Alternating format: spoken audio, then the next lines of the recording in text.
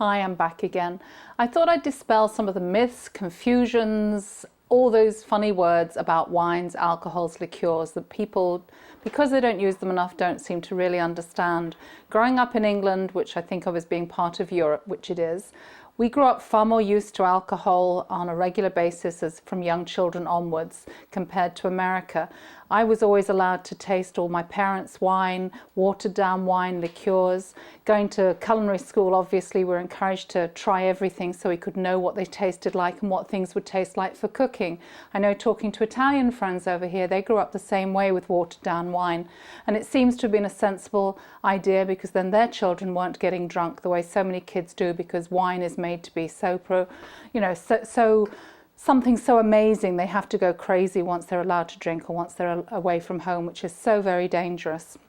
So anyway, I get teased all the time on the television, etc., about using as much alcohol as I do in cooking. I barely drink any at home. But in cooking, depending what you're going to do, you can buy these miniatures at the liquor store. They hold roughly 1/4 of a cup, which is 4 tablespoons. So most of my recipes for liqueurs only use 1 to 2 tablespoons for most things. So if you want to try a recipe out, this is a very easy way of trying it out. They have a huge selection in the liquor store, and they only cost a few dollars. Now, yes, the few dollars for something as tiny as this is far more expensive than proportionately than buying the whole bottle, but at least this way you get to know whether you like it, whether it's going to waste you money buying the whole bottle and take up space in your cupboards that you perhaps don't have. My husband's got himself onto a good thing for Christmas. He goes to the liquor store and buys me a cardboard box full of different liqueurs, looks for all the new ones coming out, buys me the miniatures and thinks he's really good because he's bought me something he knows I will use. And you know how difficult it is for these poor men to get us Christmas presents. So even down to Irish Mist, they have in miniatures, Godiva liqueur, gin, spiced rum, coconut liqueur. Basically anything you want you can get in liqueur. So that's an easy way of trying it out. Now, when I cook with orange liqueurs, and I absolutely love orange, so it's one of my favorite ones, I tend to buy triple sec.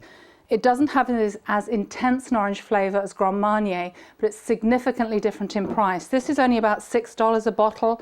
The comparable size of Grand Marnier, and here's a smaller Grand Marnier, is about $30. So you're very reluctant to slosh around Grand Marnier in the same way. Plus, I'm sorry, Grand Marnier just tastes so much better drunk in a glass than thrown into something. And one of the reasons for the difference in both flavour and price is triple sec is only basically 40% proof, which means of alcohol, whereas Grand Marnier is 80%. So when you get that much more alcohol, you're obviously paying more money anyway. So those are the liqueurs. The next thing is, if you see recipes with wine in them and you hear chefs on the television saying, oh, you can use any wine you like. Well, I want to slap them silly. They are so mean saying statements like that when people don't know about wine. You can easily buy wine. These are roughly 1 cup measures for about $1.50 to buy, which is expensive compared to a whole bottle of wine for $6 to $8. But again, if you're not going to use wine, go ahead and buy these miniatures. If you're not into wine at all, just use more stock in the cooking.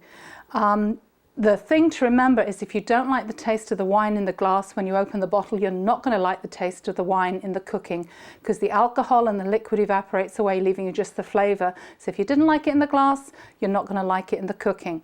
But if you're making, say, a beef dish with lots of red wine, don't use the most expensive one. Your husband would probably kill you for a start and you wouldn't appreciate it nearly as much as drinking it in the glass. And I find, again, far too many recipes use far too much wine for most of our tastes. I don't use more than about 1 cup of wine to a serving for 4 people's recipe, whereas the traditional Boeuf Bourguignon, beef and red wine, will use the entire bottle of wine, which is about 3 cups of wine. Far too strong for me, even though I'm so used to using wines. You can also get miniature of champagne. So if you're wanting to try recipes out with champagne, you can get them. I buy this Taylor's Golden Sherry to use. Again, I only use 1, 2, 3 or 4 tablespoons in a recipe. You see a recipe saying a cup full of sherry, I would ignore it and go to far, far less sherry. It's far too strong a flavour to put in a cup load of sherry.